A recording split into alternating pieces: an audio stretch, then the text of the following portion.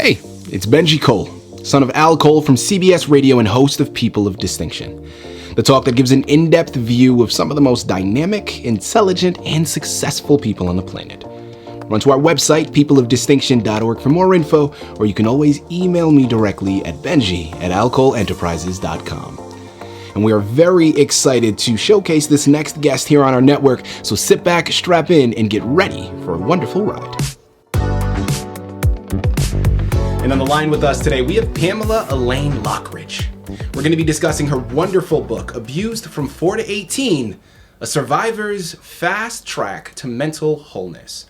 Now, right there in the title, guys, you know we're embarking upon some heavy material today. Okay, the book is available for purchase through Amazon as well as Barnes & Noble. And before we go into any further detail, I just want to say, Pamela was brought to our network, People of Distinction, today by some of the best movers in the business.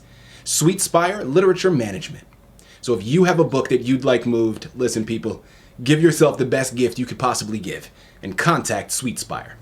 And you can find out more information on their fantastic company at sweetspireliterature.com. And listen, it is an absolute pleasure to have Pamela here on the line. Subject matter aside, again, it's a difficult subject matter to go over. Abuse is something, unfortunately so, that is very common in our society, whether it's abuse from a child's perspective, an adult, verbal, physical. I mean, there's a lot that happens.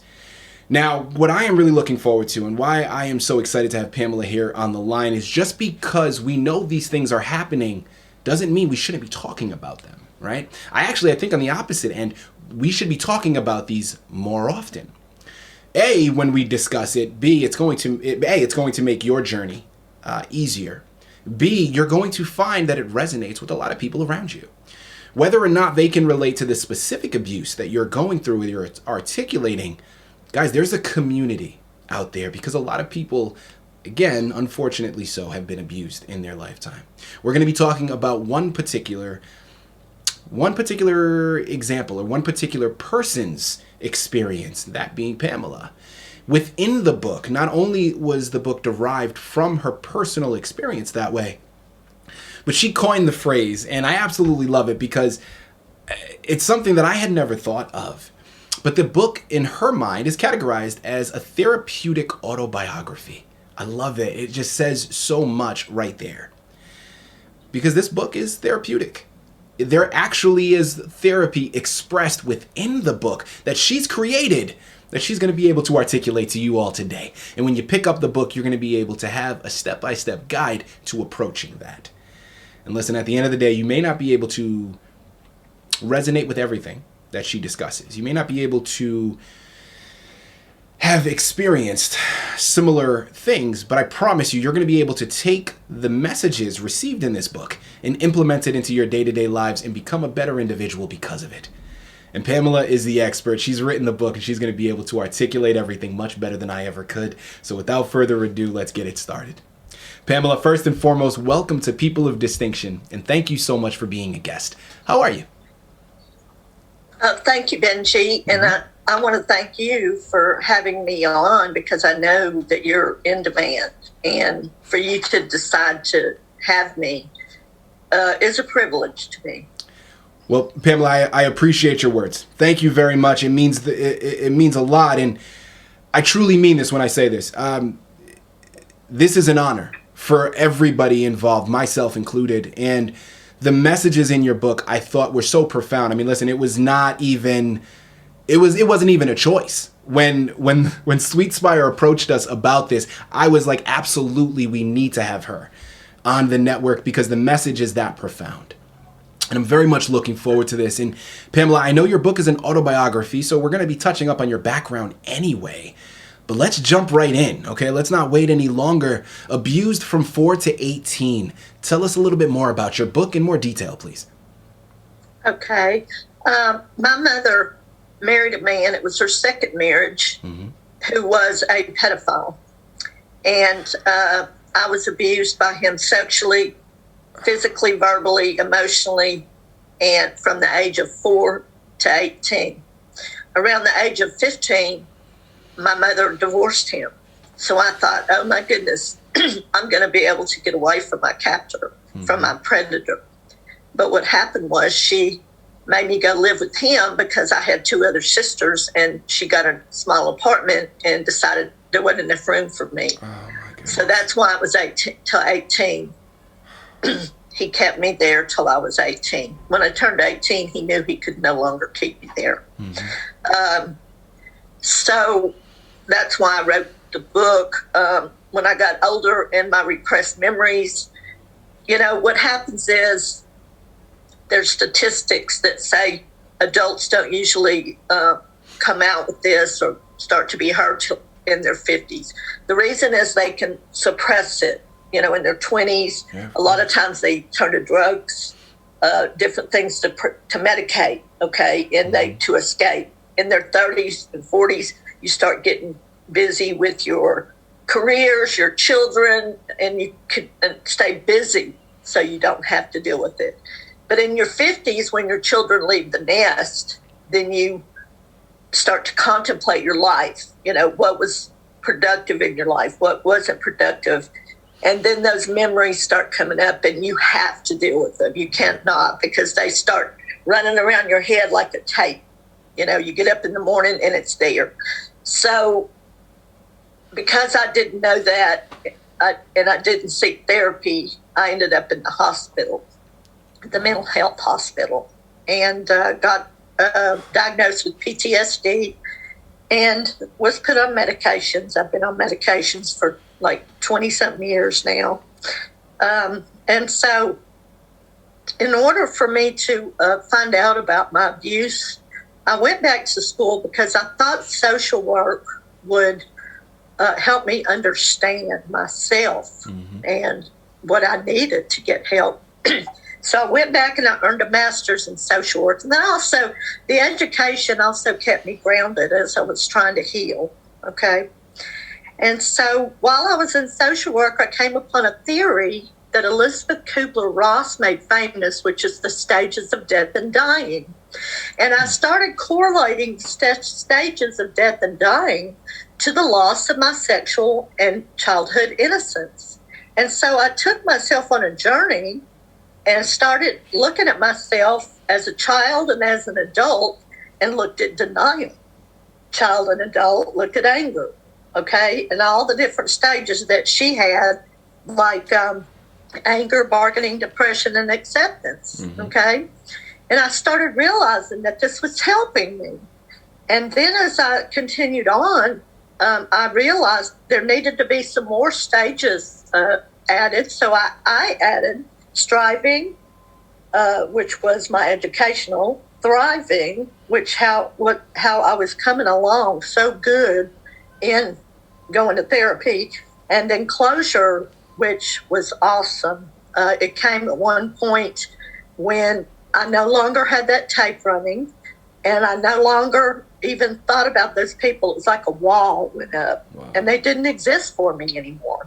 Okay? And then wholeness is when I started finding my identity. Okay? We lose our identity when through sexual abuse. We don't know who we are. And at some point, we start realizing in the healing who we really are. And we start living a quality of life that is phenomenal. Okay? And then the last chapter of my book is called Continued Journey After Healing.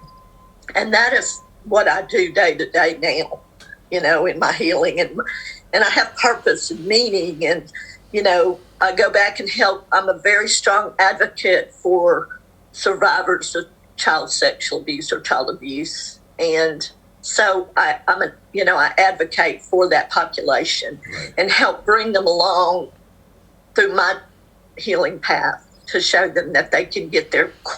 And my hope, and what I'm hoping to do, is to help these individuals start opening up sooner, like in their 20s, and start realizing, I better deal with this now before I end up in the hospital.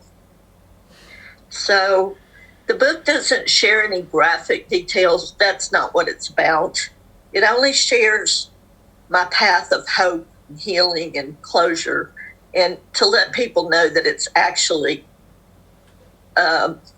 not impossible. I know a lot of people think it's impossible, so that's why they don't open up. They think there's no, I'm damaged for life. Who do I talk to? There's so much shame, and, I know, recently we had a very, very, very famous lady take her own life. And the reason she did, when I was reading, she was abused as a child and never was able to find healing and closure. And she dealt with it. She dealt with it till the end. Pamela, first and foremost, wow. I mean, listen, I can apologize for your experience and what you had to go through, but at the end of the day, what good is an apology? I'm going to say it anyway, even though I know it's not going to give the assistance that's needed. No person should ever. Yes, it does. Yes, it does, Benji. That is, when you validate somebody like you just did, it means the world to them.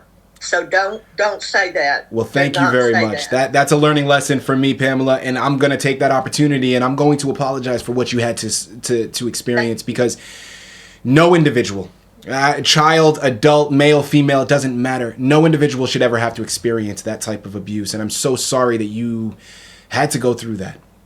Thank you. Follow-up question, and probably one of the most important questions that I could ask in today's interview, and you started to go into it as to why you felt compelled to write this book. And one of the messages you want to get across is that you waited until you got into your later years to then address these things. And you're wanting to make sure that young readers, when they pick up the book, they don't follow those same steps. They address it. They acknowledge these things much earlier on.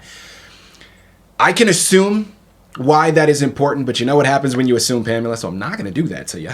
I have you here on the line. I'm going to come right out and ask, articulate to our listening audience, why is that important to not hold off on those things, but to address them early on? Because a human can only take so much. And, you can't escape it, but you can't escape it forever. Right. You can temporarily escape it. Of course, you're going to have to do drugs to do that. And you're going to have to, you're probably going to end up in trouble trying to escape it. The main thing that I want to tell somebody is, please get help as soon as you can. Find a therapist. And when you try to find a therapist, find a trauma-informed therapist. There are many therapists out there that cannot help you. You need a trauma-informed therapist. And when you look on the website, make sure it says trauma and PTSD. That's great advice. Great advice. Guys, again, here on the line with Pamela Elaine Lockridge. We're discussing her wonderful book, Abused from 4 to 18, a survivor's fast track to mental wholeness, available for purchase through Amazon, BarnesandNoble.com. But guys, also check out her bio link. We're going to post it here in the video. She has all of her contact information for that through Linktree. So definitely go and check that out to get everything that she has in store. You surely will not be disappointed. Pamela, next question that I'd love to get into, because I know that this book, as you had mentioned before, a therapeutic autobiography. So we have the autobiographical part of the interview. We started already to go into some of the therapy that you've incorporated into the book. I want to touch up on that a little bit more. So for our listening audience, when they go and they purchase the book, and as they're embarking upon this journey with you, that therapy that you engulf, the therapy that you added into the book, is that a step-by-step guide? Talk to us a little bit more about how that therapy is configured. Well, a year later, I came up with an actual workbook, a companion workbook that takes you through the steps with the book, okay? And my goal is to get this in the hands of private practice and agencies if I can, but mostly private practice clinicians and therapists that work with this population, because the workbook, it just makes sense, and it's a structure, like I said, that goes along with the book. Now, in addition to your personal experience, Pamela, what type of research did you conduct in preparation for the book? Not much, just life experience, to be honest with you. Of course, all the Sometimes research that's all came you when need, right? when I was getting my master's in social work. You know how much research I had to do getting my master's in social work? And that, when I was in that educational background, and because I had that educational prowess, that's what gave me the inspiration to do it. But I wanted to bring up what the book answers. There's 4 significant questions that the book answers. Absolutely. Number 1, how did I heal and find complete closure after such egregious childhood trauma? Number 2, who in my family knew and when? Number 3, what happened in the end to my abuser? And 4, what part did God play in all of this? Because you cannot leave God out of it. He had a hand in all of it. Absolutely. Yeah. Absolutely. And I wanted to, it's in the book about my predator, my abuser, and y'all are going to really be interested to find out what happened there. And it's in the book. Pamela, I'm at the edge of my seat already. Okay, I'm here talking to you, and I'm at the edge of my seat already. I know my listening audience just can't wait to sink their teeth into it and to get involved. And listen, as we start to close out of this fantastic interview, Pamela, switching gears here, what's next for you? What's on the horizon? Is there another book that's in the works that you're looking to put out in the very near future? No, sir. I talked about my continued journey, right? Mm-hmm. Okay, so I have 2 calls of action. I want to use the fund from the Amazon books. Of course, I said already to buy books to give to therapists. And then the number 2 is my ministry. Me and my husband have a ministry called Jesus Lifted Ministries. We want to help evangelists in America evangelize America because they have become obsolete, okay? The pastors don't trust them. They don't know one another, and we need to evangelize America. America has fallen through the cracks where evangelism is concerned. So the funds will also go to our ministry. We want to build an evangelism conference center.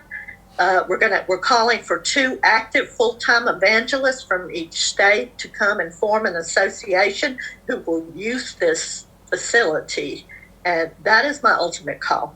And so,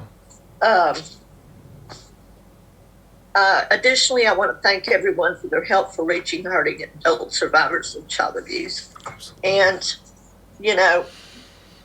as well as reaching the lost with the spreading of the good news of Jesus Christ throughout America.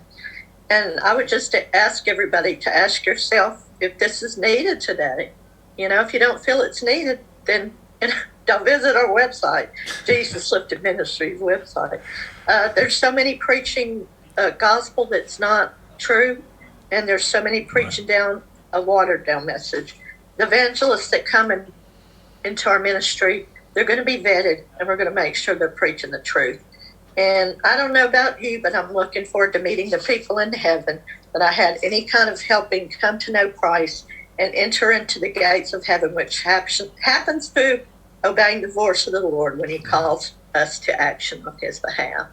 So that's basically my life in a nutshell. And I just want to thank the Lord for the healing. And, if it wasn't for the Lord, I would be locked up somewhere. I would be, have the freedom and my mind healed to be able to have the joy and quality of life that I did. Pamela, you stated that is your life in a nutshell. Well, listen, that is a pretty big nutshell. Okay, that's very big. That's very big. No, honestly, joking aside, I love what you're doing here. Okay, I truly do. I mean, what you are starting, this movement here is incredible and is so profound. You are a person, an absolute embodiment of a person of distinction, and we are all the more blessed to have had you on our network. Guys, I'm going to say it once again, even though I know I don't have to. We're here on the line with Pamela Elaine Lockridge. We just finished discussing her amazing book, Abused from 4 to 18, a survivor's fast track to mental wholeness, available for purchase through Amazon as well as barnesandnoble.com. But make sure, if you want to gather everything that she has in store, you check out the link that we're providing for you. It's going to be a link to her Linktree so you can gather all of her bio information. You surely will not be disappointed. Guys, I promise you, you don't have to search far. The majority of us probably already know someone that has been abused. As unfortunate as it is, neglecting to acknowledge it is not the way to go. We need to actually bring awareness to this topic. We need to actually acknowledge that these things are happening, because hopefully when we shine a light on it, we'll start to eradicate some of it from happening in the future. It's a hopeful thought. I know I'm oversimplifying, but it's the way I would like to be. Head on over to Amazon, Barnes & Noble, pick up your copies today. You surely will not be disappointed. Pamela, this has been an absolute honor. I truly mean that. Thank you once again for being a guest with us today on People of Distinction. Thank you, Benji. Come and be a guest with us on People of Distinction.